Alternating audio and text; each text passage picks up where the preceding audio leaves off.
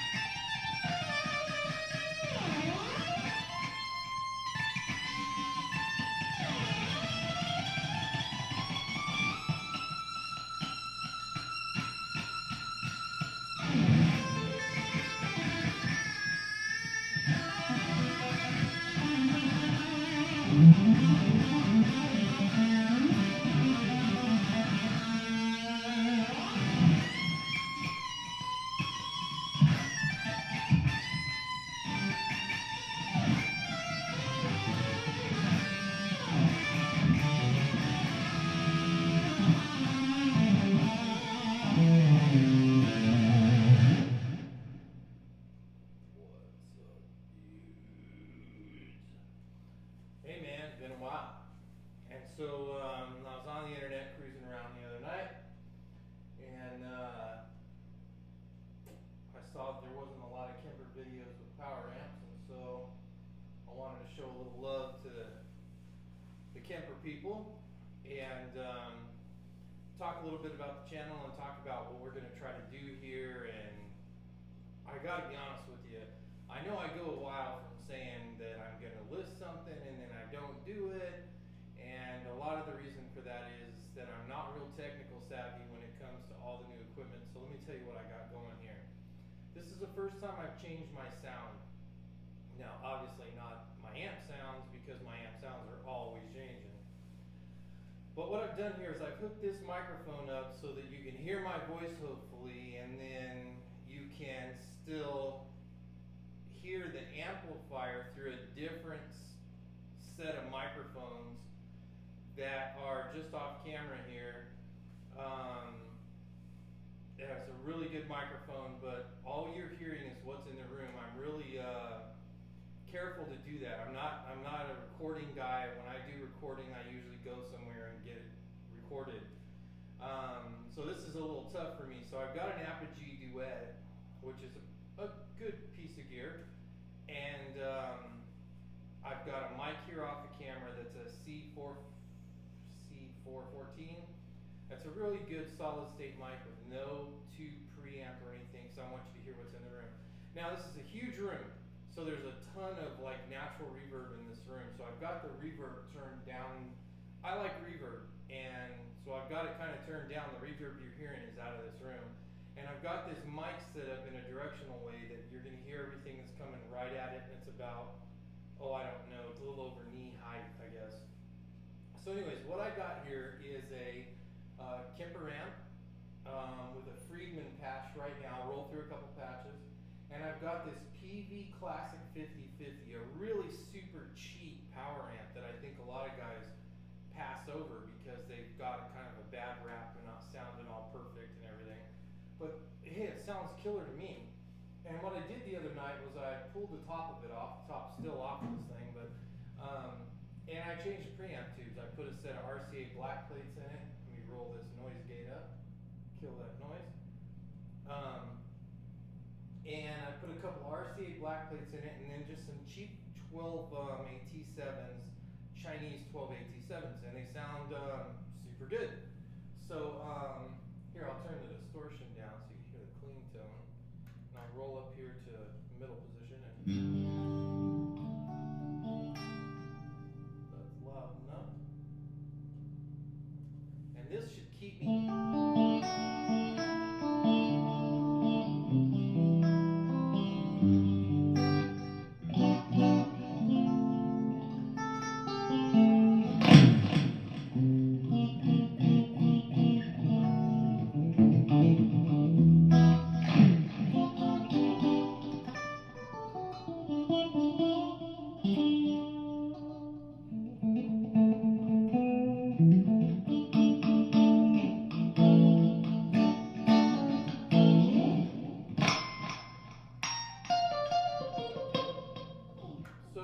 Uh, really super good and dynamic.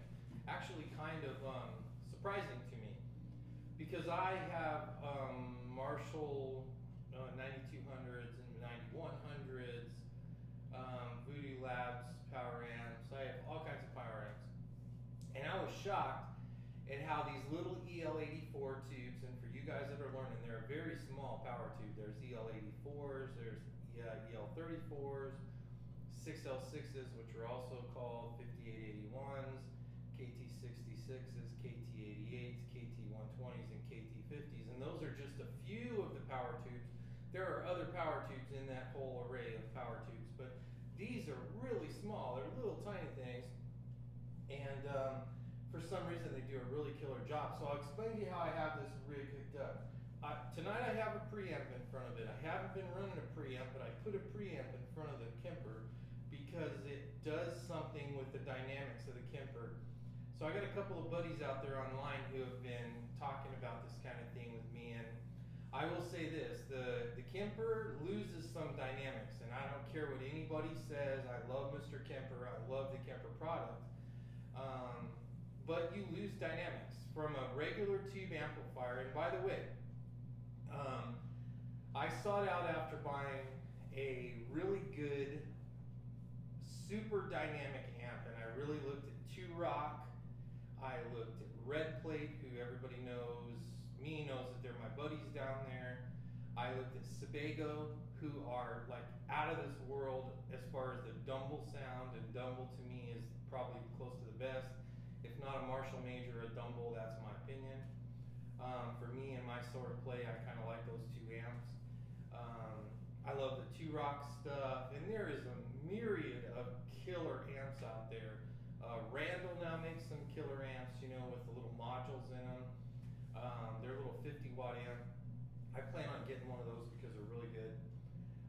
But anyways, so I set out to buy a really cool amp, and last night I scored a Sebago amp, or Sebago, however you want to pronounce it. Now I was going to send my Marshall Major off to him because he does an Ultraphonics mod that is just killer. And I've been struggling with that amp for a while and was going to post videos, and that's something else I'm going to veer off here and say. I've been really holding back the videos because I look at my videos, and when I'm done with them, I'm like, man, they look like crap, and then I never post them, and then everybody bitches at me for not posting them. So this is you rock the way you get them, and I'm sorry if my videos aren't better. I hope to progress as things go along, but guys, this is the best I can do, and so I'll do my best. So anyways, I set out to buy some kind of a really dynamic amplifier, and as I said before, the Marshall Major is one of the most dynamic amps I've ever heard. So I'll start to explain my experiences with different tube types and amplifier types and what I think amplifiers do and how they react and stuff like that. I also want to say that I'm going to veer toward more playing and teaching and that kind of thing than I am going to keep the tone search up, because I find that my playing kind of slips when you're tone searching so much and you're not sitting down to play. So that's something I really want to focus on. I'm going to start focusing on more playing out and more recording and doing stuff on here where we do some recording and stuff, because that's what it's all about to me. It's, you know, it's about making music, and I've always had kind of a knack for writing good riffs. So I was blessed that way, because a lot of guys I think struggle that way. At least my buddies online tell me that. So that's when I'm going to gear things toward a little bit more. Although I do have some pedals coming. I have some custom one-off pedals that are being built in Thailand by some guys over there that own a company called BDS. And they're going to be my signature pedals. And finally, maybe I can recover some of the money that I've spent over the years on doing all this work. But I'm going to try to help guys and teach guys about some tones and some things I've learned along the way, and especially about the Kemper, because the Kemper solves a lot of problems with modern day play, because there's so many sounds out there. You know, when I first started playing, and I'm dating myself a little bit here, but when I first started playing, pretty much a Marshall covered just about every genre. You cannot play a modern day gig I don't think, and play what I play, which is I play all over the place. I play country and rock and everything else. It's pretty tough to do with one amp. It can be done, but it's tough. So the Kemper solves a lot of that. And for me, I play a lot of acoustic stuff. So the Kemper solves that problem because it has acoustic simulators in it that are good enough to get you through the night through a PA. And all you got to do is run XLR cables out to the PA, and you've got kind of an acoustic sound, and it works really good. And so, but when I set out to buy an amplifier or a solution to the problem with an amplifier, I bought the Kemper, and I've been struggling for 5 years with getting it to sound exactly like an amplifier. And I will say that this is the closest I've ever got it dynamically to sounding like an amplifier. Now, what I want to do is an A/B test, but I'm not really good at that. So I get really frustrated with it because it's hard to keep the volumes of the amps right and show the dynamic capabilities of the Kemper versus a regular amp. So back to the Sebago amp. I bought this Sebago amp because I really wanted to prove to myself, knowing that a Sebago amp was like the best amp, just about the best amp. Sebago, Red Plate, and a Marshall Major to me are dynamically the best amps on the market. Obviously a Dumble would be, but I don't have 100 grand lying around. So the Sebagos are as close, and believe it or not, I know people will, haters out there, but the Red Plate amps and the Sebago amps are so incredibly good that there are some of them that are better, dare I say that, than some of the Dumbles that I've heard, or really super high-end amps I've heard. The Sebago and Red Plate are superb. They're killer amps. So I bought a Sebago, and I'm gonna have Red Plate build me a couple of amps.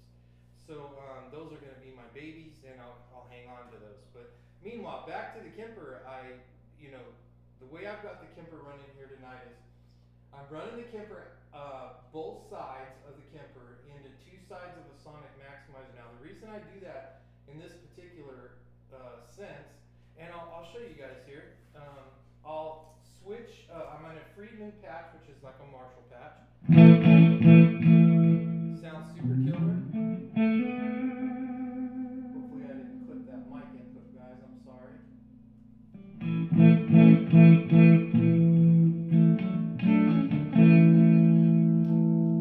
So this is single coil.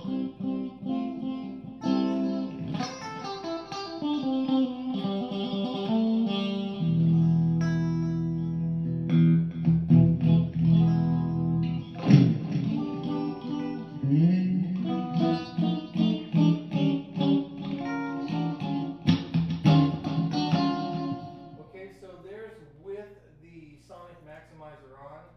Let's kill the sonic maximizer, and you do get a little bit more warmth, and you get a little bit more,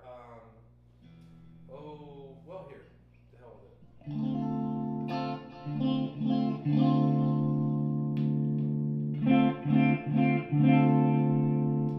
Go to the middle position again.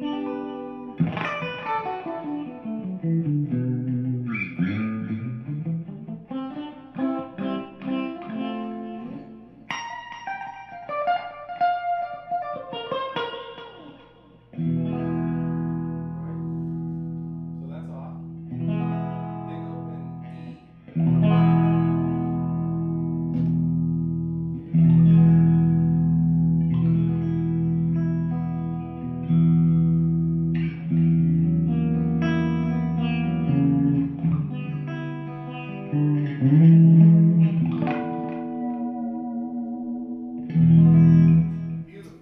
Beautiful sound. And the reason I like the sonic maximizer in that position is the EL84 tubes, just my opinion,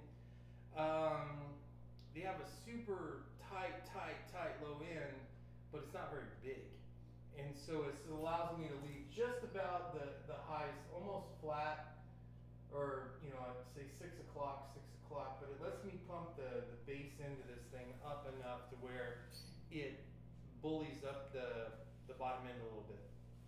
And I've got the middle turned up. I'll turn the middle down to show you how this will sound with the middle. This is middle position again.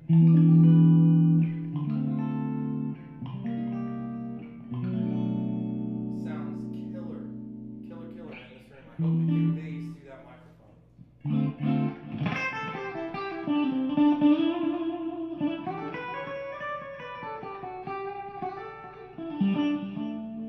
You could do any gig in the world with this.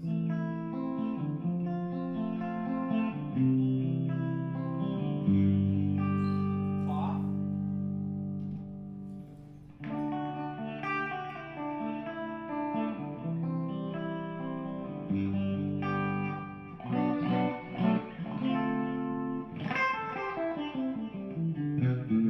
So on clean, it doesn't, it sounds good either way. So I'm going to turn the volume down here a little bit and kind of turn the gain up. And the cool thing about this little power amp is it does a really great job. So I'm in the bridge position down here. Turn the gain up.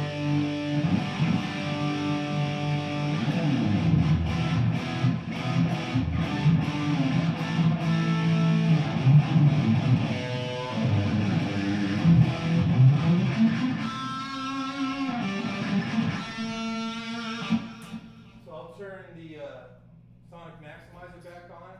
The only bad thing about the sonic maximizer here is it kind of thins things out. Not really, but it sure crisps things up. Is that a word? But check this out. And it also raises the volume. So let me lower that volume back down a little bit.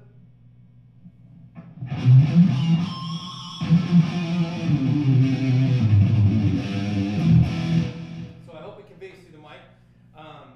What it does is it gives a thump, a real bassy bottom thump. And I don't use it all the time. I like dynamically using that. So I'll explain to you what I mean by that. Turn this down just a hair so I don't clip that mic a little bit.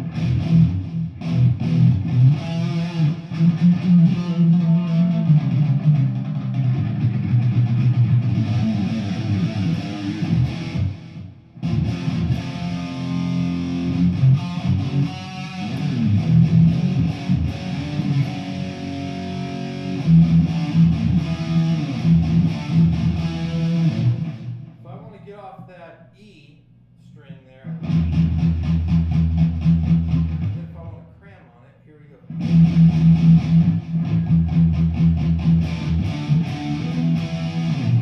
That's one thing I think the Kemper kind of lacks a little bit is that it doesn't let you dynamically play. So if you're a new guitar player or even an older guitar player and you're wondering what's missing if you're using digital gear, and that's the thing that drives me nuts. The Kemper solves every problem. It's got all the effects, it's got all the, everything in it, all the crap's there.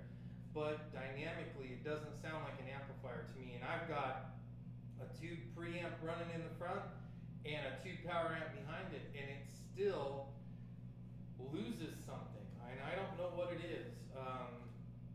I think I know what it is. It turned. Henry from Red Plate Amps actually explained it to me. He goes, the minute you turn an analog signal into a digital signal, it loses something. And that's it. That's what it is. But the explanation to why that happens is I don't understand. Tubes interact differently with your hands than anything else. And I do not believe that we will ever get away from them in that regard. I just do not. I don't think plastic women will ever take the place of a good woman. Picking up what I'm laying down. And I don't think you'll ever replace tubes for a real dynamic sense of what feels like under your fingers.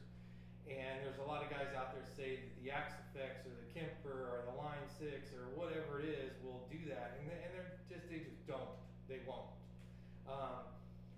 This is really good.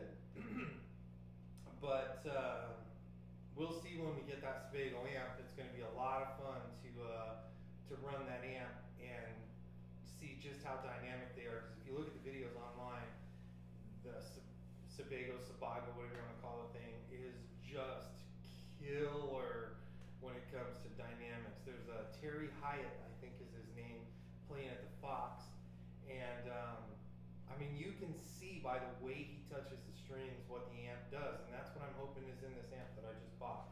So, as I said, I rolled through some patches here, so let me show you guys a couple of patches that I really like in here. Let me see. You know, if I could find this one I got, I might even try to play this one. I made a profile, but I want to show you what the. Okay, so here's a really cool profile that everybody tends to love. Loaded. I'm going to turn the cab sim off. One thing I want to say about the cab sim, so I've had a lot of guys say, why don't I teach more about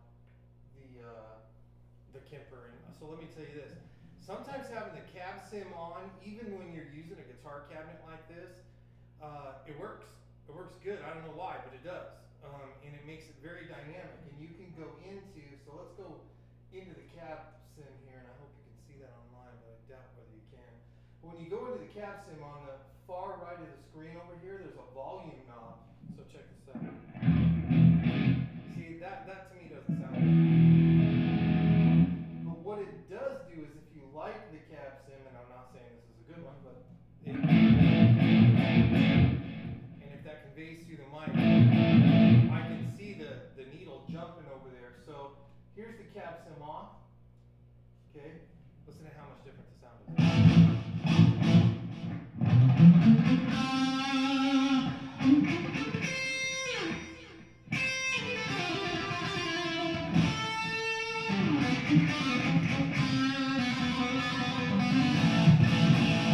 Killer. So I'm going to go back in here to the EQ, and I'm going to turn the highs up a little bit there, and I'm going to back it down almost like, so this double patch almost sounds like a Marshall on.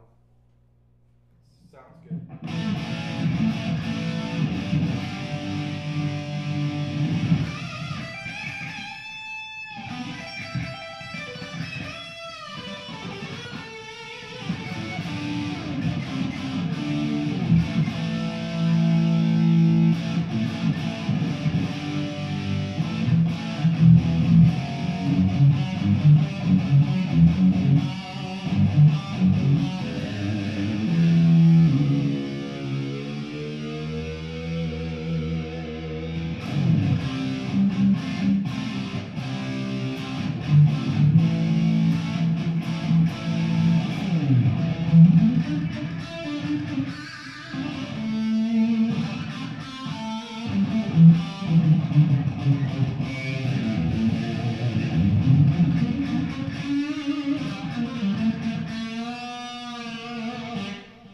Sounds killer. So the double patch. So let's turn the gain down. Get back out of here on my EQ. I'll exit out of there. So let's turn the mids up like we were playing some bluesy stuff. And I don't mess with the sonic maximizer. Once I have it set, I try to leave it alone, and then I set my patches up according to how I have the maximizer set to kind of make everything sound better. So let mic silence. Alright, so I'm going to back up on the bridge position. Listen to this. Sounds really good.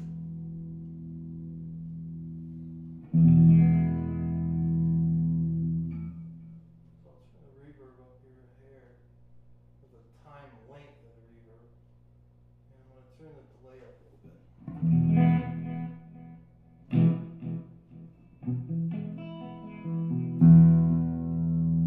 Nice big bottom end.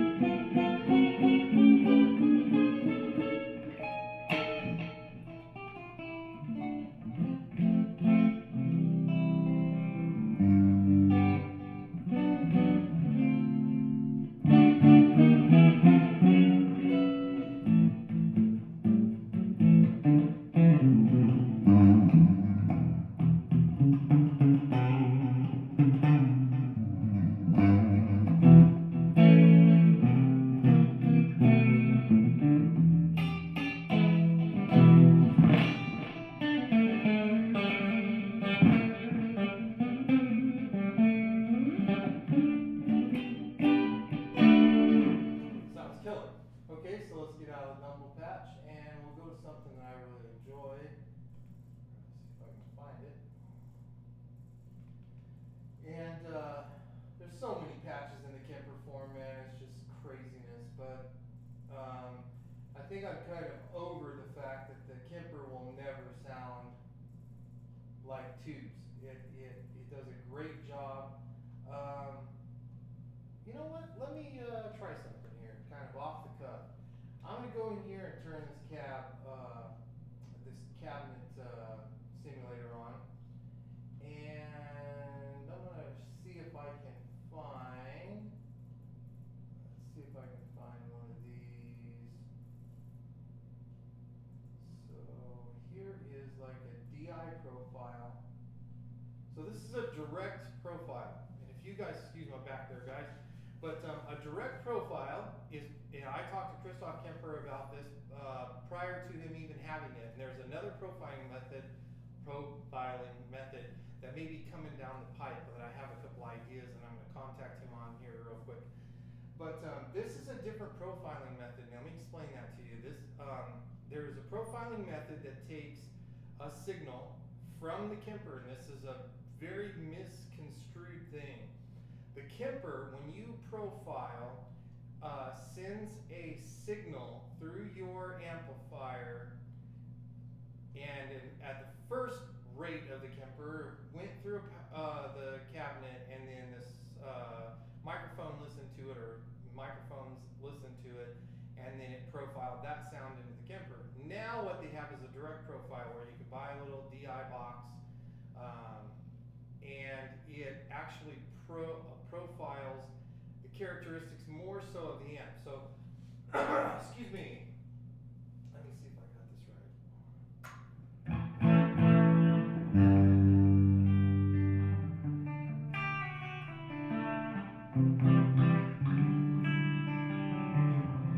To me, that sounds more like an amplifier. So let me turn that down so I can spank on it a little bit. Turn that.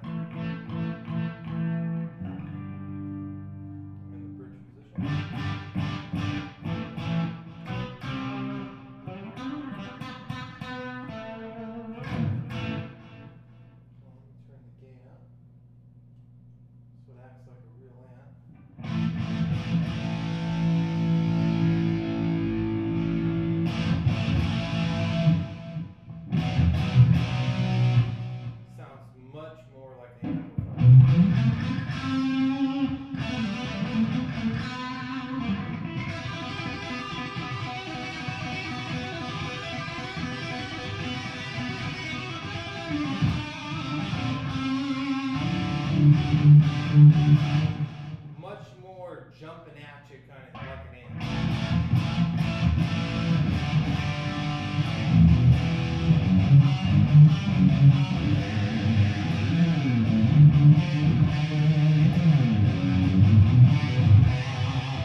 The bottom end's like humongous. Let's go back here to the EQ and turn that bass down a little bit, because man, it's just like crazy bass jumping at me. Not that that's a bad thing.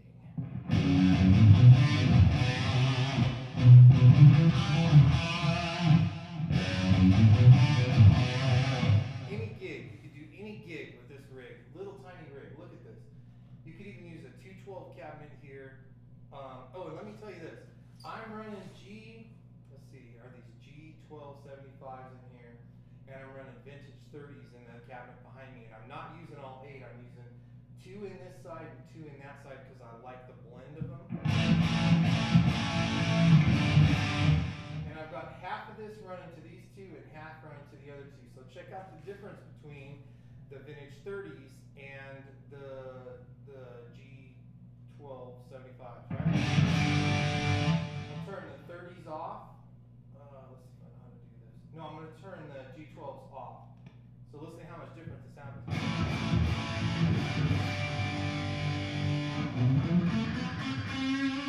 Much warmer sound.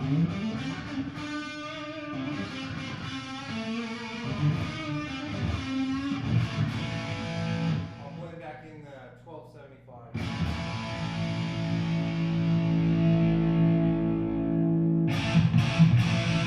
I like that a lot better.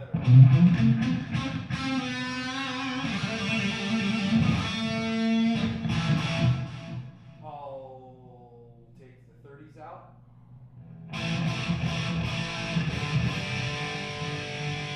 Super bright.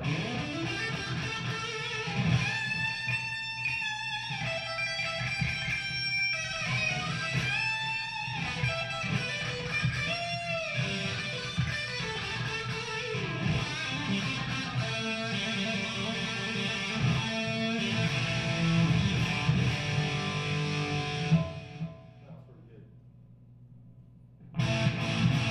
30s back in about 35-40%.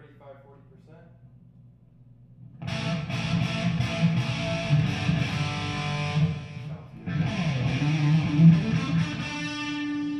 Turn that distortion.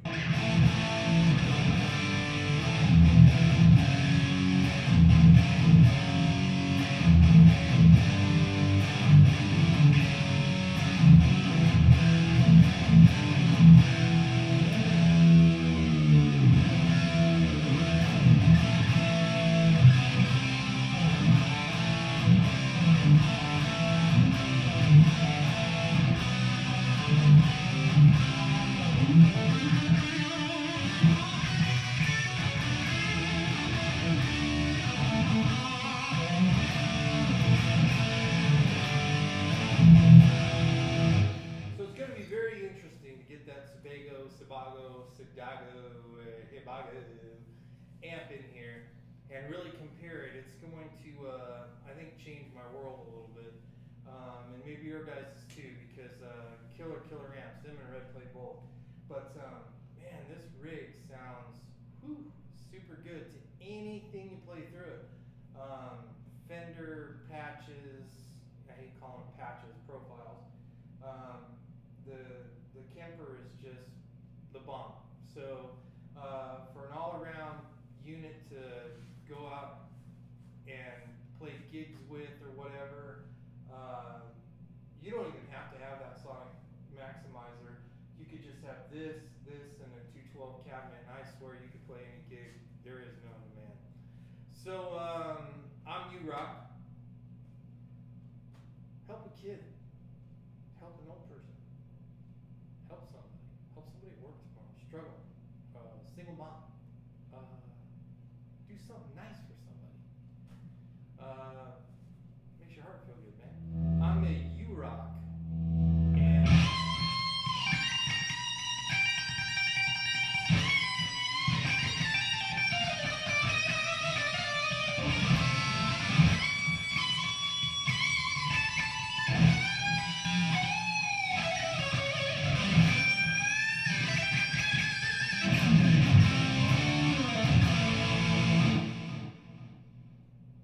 until we meet again, and I promise you I'm going to get back to you guys quicker. Videos might suck. Sorry. I'm doing my best, and I'll bring you more sucky videos. So that's the Kemper and a power amp, and I'm U-Rock, because you rock. And if you help somebody, man, you rock. So I'll have t-shirts printed soon too, guys. Some U-Rock t-shirts, and maybe a message about helping people. So until we meet again, know I love you, and keep rocking, keep playing, keep learning. The world needs better music, and until we meet again, thanks, man. Woman, girl, child, grandpa, I'm U-Rock. Good night.